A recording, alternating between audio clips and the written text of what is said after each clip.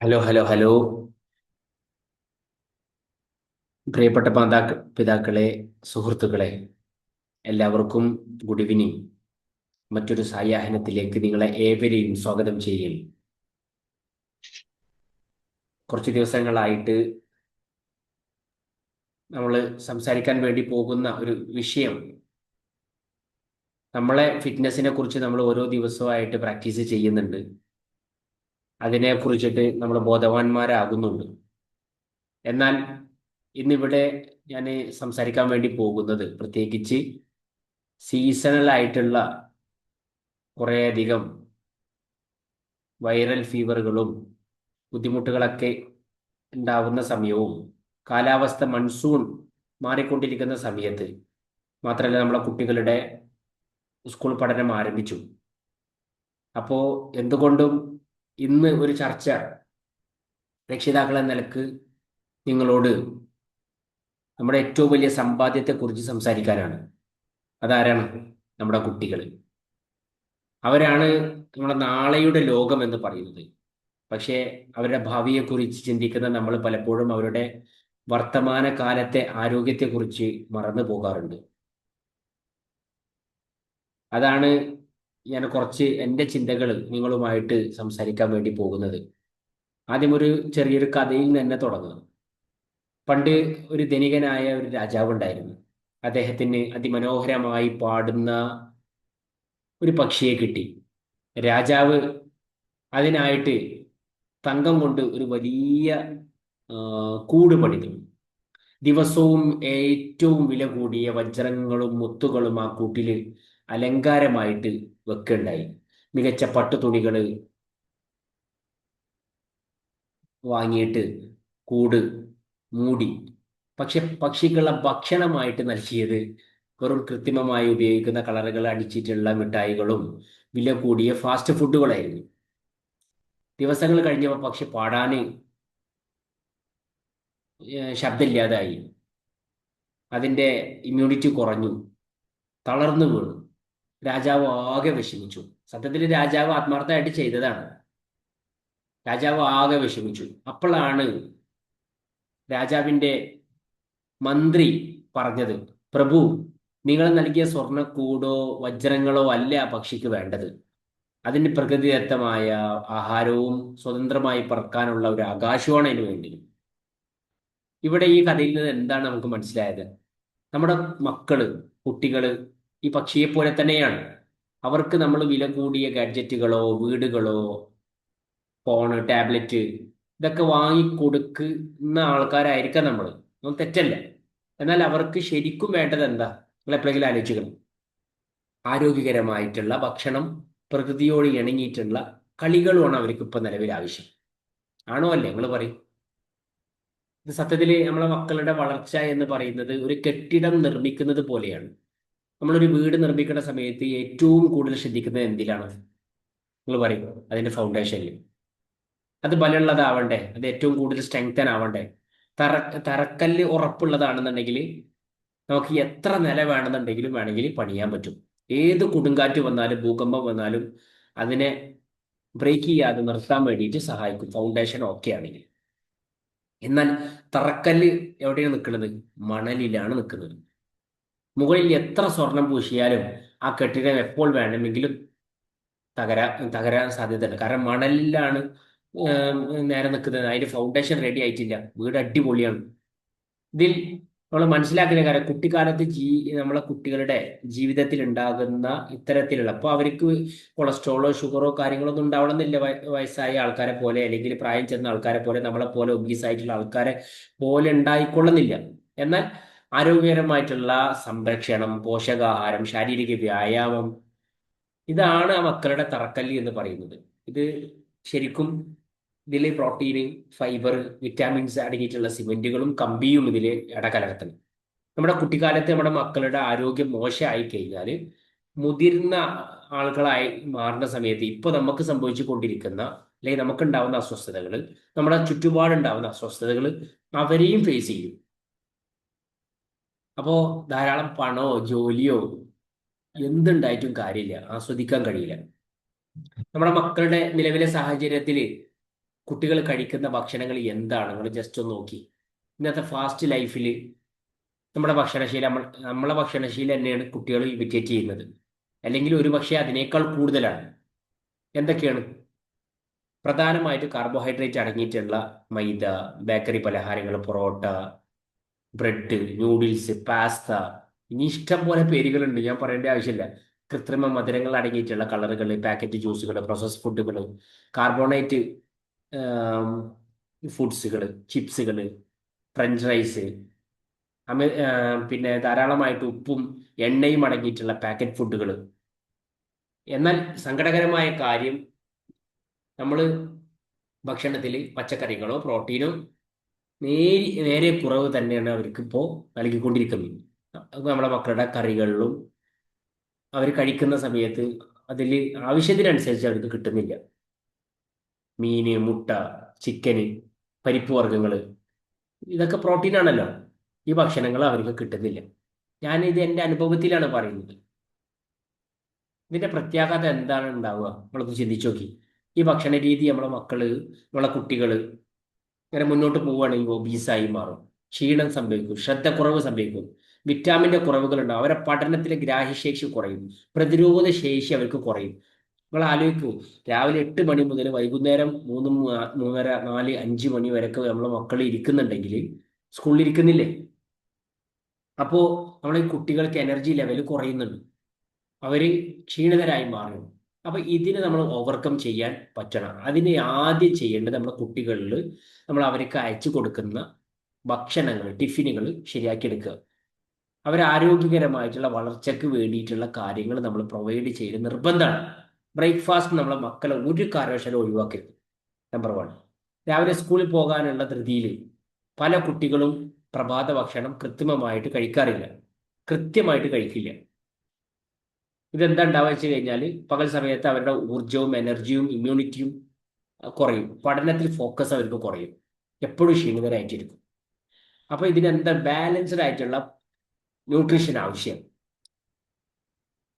അവരുടെ ഭക്ഷണത്തിൽ കാർബോഹൈഡ്രേറ്റ് അഥവാ ഉദാഹരണം ചപ്പാത്തി, ചോറൊക്കെ കൊടുക്കുന്ന സമയത്ത് തന്നെ പ്രോട്ടീൻ കണ്ടന്റ് അടങ്ങിയിട്ടുള്ള ഭക്ഷണങ്ങൾ. ഇന്ന് നമ്മുടെ കേരളത്തിലെ സമയത്തോളം പ്രോട്ടീൻ റിച്ച് ആയിട്ടുള്ള ഫുഡുകൾ ഏതൊക്കെയാണ്?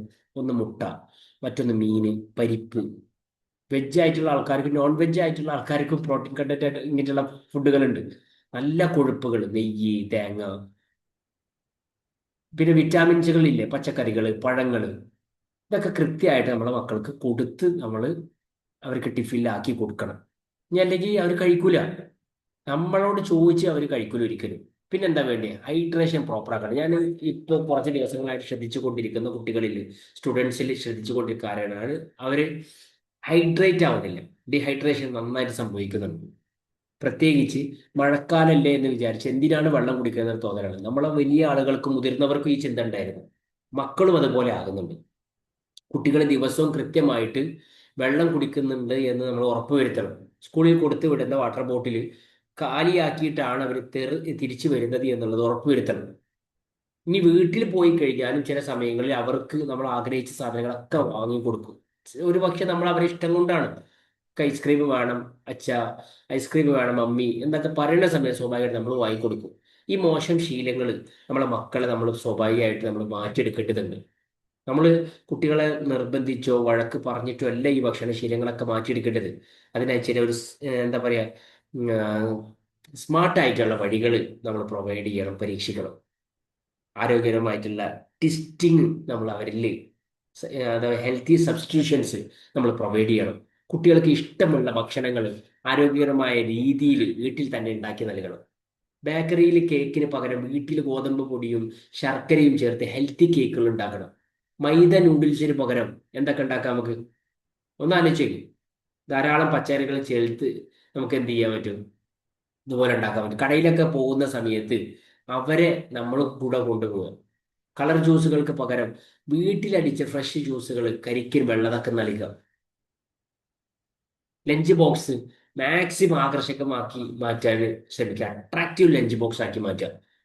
അപ്പോൾ സ്വാഭാവികമായിട്ടും സീയിങ് ഈസ് ബിലീവിങ് എന്നാണ് കുട്ടികളുടെ ഒരു ലോജിക്ക് എന്ന് പറഞ്ഞാൽ. അവരോട് കുറെ പറഞ്ഞിട്ട് കാര്യമില്ല, അവർ കാണുന്നതാണ് വിശ്വസിക്കുക. പലപ്പോഴും ഭക്ഷണത്തോട് താല്പര്യം അവർക്ക് ഉണ്ടാവുക തന്നെ നിരന്തരമായിട്ട് ഈ അട്രാക്റ്റീവ് ആയിട്ടുള്ള കളർഫുൾ ആയിട്ടുള്ള ഫുഡുകൾ നമ്മൾ കൊണ്ടുപോകുന്ന സമയത്താണ്.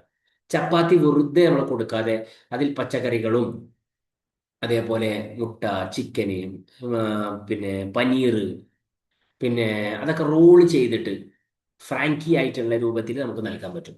കളർഫുൾ ആയിട്ടുള്ള പച്ചക്കറികളൊക്കെ ആണെന്നുണ്ടെങ്കിലോ ക്യാരറ്റ്, ബീട്രൂട്ട്, കുക്കുംബർ പല ഷോപ്പുകളിൽ നമ്മൾ ഇങ്ങനെ മുറിച്ച് സാലഡ് ആയിട്ട് നമ്മൾ ഇങ്ങനെ കാണാറുണ്ട്. ഞാൻ പലപ്പോഴും മുംബൈയിലൊക്കെ പോകുന്ന സമയത്ത് കാണാറുണ്ട്. അതേപോലെ തന്നെ നമുക്ക് ഇനി വീട്ടിൽ നിന്ന് തന്നെ നമുക്ക് ഉണ്ടാക്കി കൊടുക്കാനോ കുറേശ്ശെ ആയിട്ട്, അല്ലേ?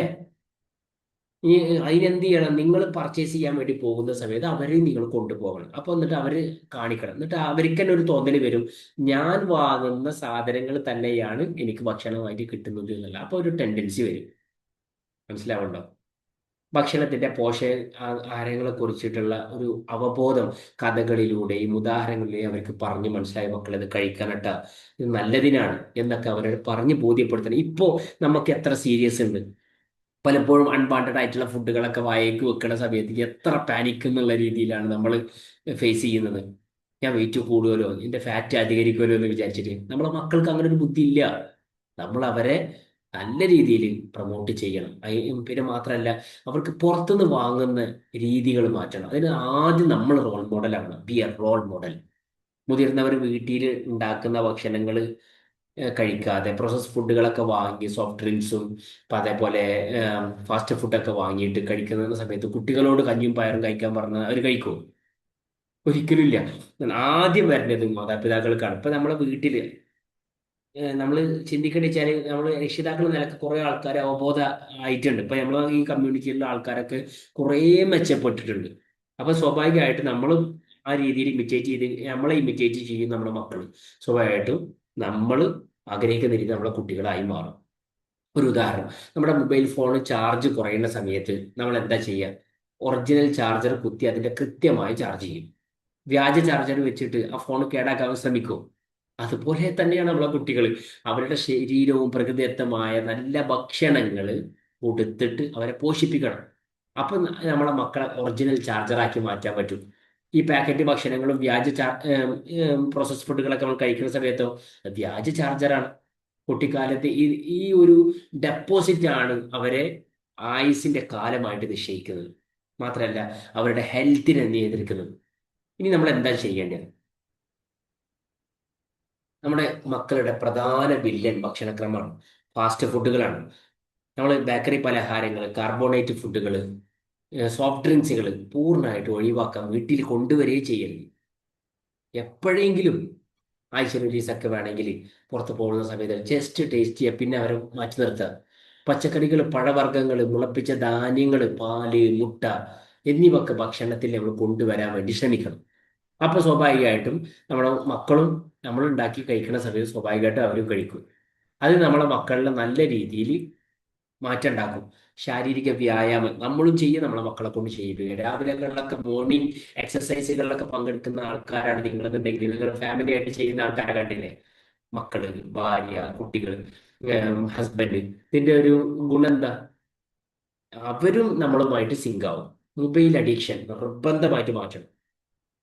നമ്മുടെ മക്കളുടെ അമിതമായിട്ടുള്ള ഫോണിന്റെ ഉപയോഗം നല്ല സ്കൂളിലെ ആവശ്യങ്ങൾക്ക് വേണ്ടിയിട്ടൊക്കെ നമുക്ക് ഉപയോഗിക്കാം. പക്ഷേ അൺവാണ്ടഡ് ആയിട്ടുള്ള ആവശ്യങ്ങൾക്കൊക്കെ വേണ്ടിയിട്ട് നമ്മുടെ കുട്ടികളെ കാഴ്ചശക്തി പരിമിതപ്പെടാനും മസ്തിഷ്കം പൂർണ്ണമായിട്ട് വളർച്ച ഒരു കുറക്കാനും ഇതേപോലെ ഇൻട്രോവേർട്ട് ആയിട്ട് മാറാനും അതേപോലെ പൊണ്ണത്തടി ഒബീസൊക്കെ ആയി മാറാനൊക്കെ കാരണമായി മാറും. ദിവസം കുറഞ്ഞത് ഒരു മണിക്കൂർ മാത്രം അവർക്ക് കൊടുത്താൽ മതിയാവും. കുറച്ചു നേരം അവരിനി പഠിക്കുക കാര്യങ്ങളൊക്കെ ആണെന്നുണ്ടെങ്കിൽ ആ ടാസ്ക് കംപ്ലീറ്റ് ചെയ്യുക. പിന്നെ ബാക്കി കാര്യങ്ങളിൽ അവരെ കൂടുതൽ എൻജോയ്മെന്റിലേക്ക് കൊണ്ടുവരിക. ഓടുകയും ചാടുകയും ചെയ്യുക. നിങ്ങളും കൂടെ കൂടുക. സ്വാഭാവികമായിട്ടും അവരെ അസ്ഥികളും പേശികളും ശക്തമാവും. ആരോഗ്യം എന്ത് കഴിഞ്ഞാല് ഞാൻ മനസ്സിലാക്കിയെടുത്തോളം നമ്മളെ വെറും എന്തല്ല ശാരീരികക്ഷമത മാത്രമല്ല, മറിച്ച് നമ്മളെ ഫുഡുകളും നമ്മൾ നല്ല രീതിയിൽ ഇമ്പ്രൂവ്മെന്റ് ചെയ്യേണ്ടതുണ്ട്.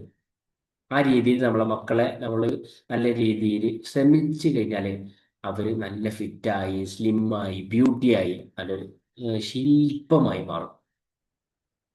ഒരു ശില്പി ഒരു വലിയ പാറക്കല്ലിനെ നോക്കി ദിവസങ്ങളോളം ചിന്തയിൽ ഇങ്ങനെ നിൽക്കുകയാണ്, ചിന്തിച്ചിങ്ങനെ നിൽക്കുകയാണ്.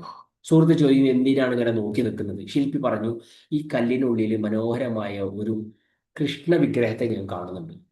ഞാൻ അപ്പൊ അദ്ദേഹം ചുറ്റുമുള്ള ഭാഗങ്ങൾ ഉള്ളി കൊണ്ട് ഇങ്ങനെ ചെത്താൻ ഇങ്ങനെ പോവാണ് കേട്ടോ. ദിവസങ്ങൾക്ക് ശേഷം ആ പാറ മനോഹരമായ ഒരു വിഗ്രഹമായി മാറി. ആ സുഹൃത്ത് ഇത് കണ്ട സമയത്ത് ചോദിച്ചു, ഇതിന്റെ ഉള്ളിൽ ഇത്രയും നല്ലൊരു കൃഷ്ണ വിഗ്രഹം ഉണ്ടായിരുന്നു? പ്രിയപ്പെട്ടവരെ, നമ്മുടെ കുട്ടികളും ആ പാറക്കല്ല് പോലെയാണ്. അവർ ഒളിഞ്ഞിരിക്കുന്ന ഹെൽത്തി ബോഡി, ഫിറ്റ് ആയിട്ടുള്ള ബോഡി, മിടുക്കനായിട്ടുള്ള ഒരു വ്യക്തി, അതിനെ പുറത്തെടുക്കേണ്ടത് ആരാണ്? മാതാപിതാക്കളാണ്, അധ്യാപകരാണ്. അവരുടെ മോശം ശീലങ്ങൾ, ആവശ്യമില്ലാത്ത ഭാഗങ്ങൾ സ്നേഹത്തോടെ നമ്മൾ എന്ത് ചെയ്യണം? ചെത്തി മാറ്റണം. നമ്മുടെ കുട്ടികൾ എന്ന് പറയുന്നത് നമ്മൾ ഏറ്റവും നൽകുന്ന വലിയ സമ്മാനം എന്ന് പറഞ്ഞാൽ കുറേ വസ്തുക്കളോ കളിപ്പാട്ടങ്ങളോ അല്ല, മറിച്ച് അവരുടെ ആരോഗ്യകരമായിട്ടുള്ള കാര്യങ്ങളിൽ നമ്മൾ ശ്രദ്ധയാണ്. നമ്മളിപ്പോ ശ്രദ്ധിക്കുന്നുണ്ടല്ലോ, അതേപോലെ നമ്മുടെ മക്കളെ കാര്യത്തിൽ ശ്രദ്ധിക്കുക. എന്താ ആഗ്രഹം ഉണ്ടെങ്കിലും അവരൊന്ന് വാങ്ങിക്കൊടുക്കുക എന്നതല്ല, ഇത് എത്രത്തോളം എൻ്റെ കുട്ടിക്ക് അനുകൂലമാണ് എന്നുള്ള കാര്യം നിങ്ങൾക്ക് കൃത്യമായ ഒരു ബോധ്യം ഉണ്ടാവണം. ശരി, റെഡിയാണ് നിങ്ങളല്ലേ? ആരോഗ്യപരമായിട്ടുള്ള ഒരു ശരീരം നമ്മുടെ കുട്ടികൾക്ക് ഉണ്ടായി കഴിഞ്ഞാൽ നമ്മൾ ആഗ്രഹിക്കുന്ന രീതിയിലുള്ള ഒരു നല്ല ഒരു ലൈഫ് നമ്മുടെ മക്കൾക്ക് ഉണ്ടാകും എന്ന് മാത്രമാണ് എനിക്ക് പറയാനുള്ളത്. ഇനി നിങ്ങളുടെ വിലപ്പെട്ട വാക്കുകളാണ് എനിക്ക് കേൾക്കേണ്ടത്. ഇത്ര ദിവസം നിങ്ങൾ എങ്ങനെയാണ് മുന്നോട്ട് പോയത്, എത്രത്തോളം നിങ്ങൾക്ക് ഇമ്പ്രൂവ്മെന്റ് ഉണ്ടാക്കാൻ പറ്റി എന്നുള്ള കാര്യങ്ങളൊക്കെ എനിക്ക് അറിയാൻ താല്പര്യമുണ്ട്.